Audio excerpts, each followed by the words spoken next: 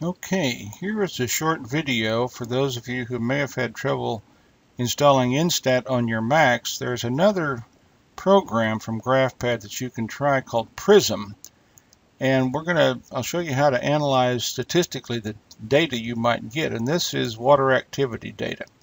And we've got trial 1, trial 2, trial 3. We've got the control, and here's its water activity values, here's its averages.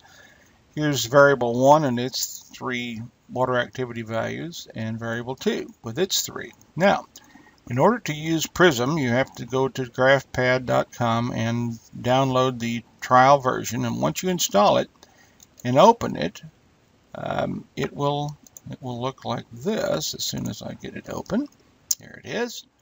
And then here's what you have to do. You have to pick which kind of table or graph you want. And what we want in this case, all right, let's go back to this. What we want in this case, you see these are in columns here, those values. So we want a column graph, and we want to enter replicate values stacked into columns.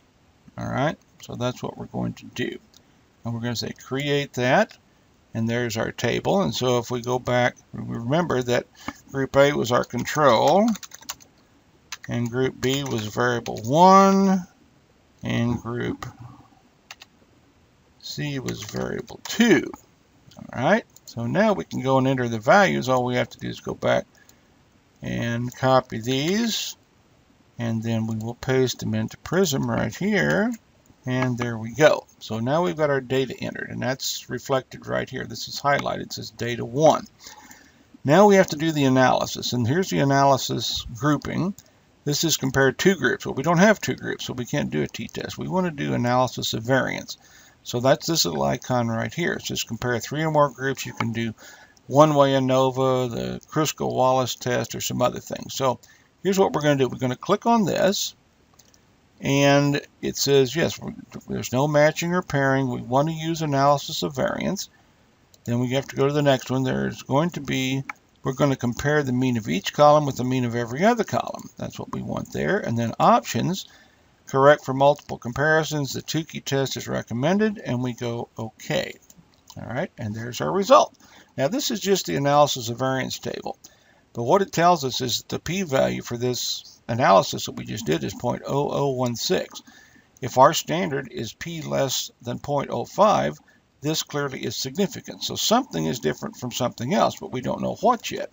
So this is in our results. Here's our one-way analysis of variance table. But right down here, you see a multiple comparisons table.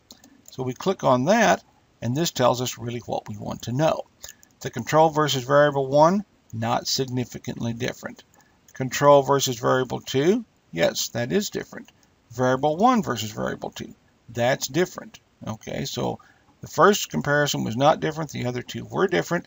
And in fact, when you go back to the data that we had, I put these A's and B's in before, and we said the control and variable 1 were not different. The control and variable 2 were different. That's why this has an A and this has a B. And it says variable 1 and variable 2 were different. That this has an A and this has a B. And I've transferred these to the, actually what I can do is move these over a little bit. I've transferred these to the bar graph. And these results came from using GraphPad, but you get exactly the same results when you use Prism, which is right here. So remember, put the data in properly in this form.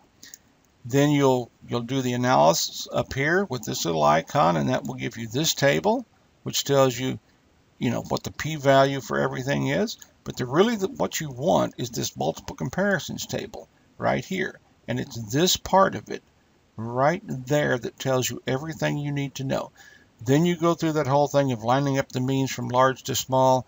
You underline the ones that aren't significantly different, in this case control and variable 1. And then you put lines under the others and label them appropriately if they are different.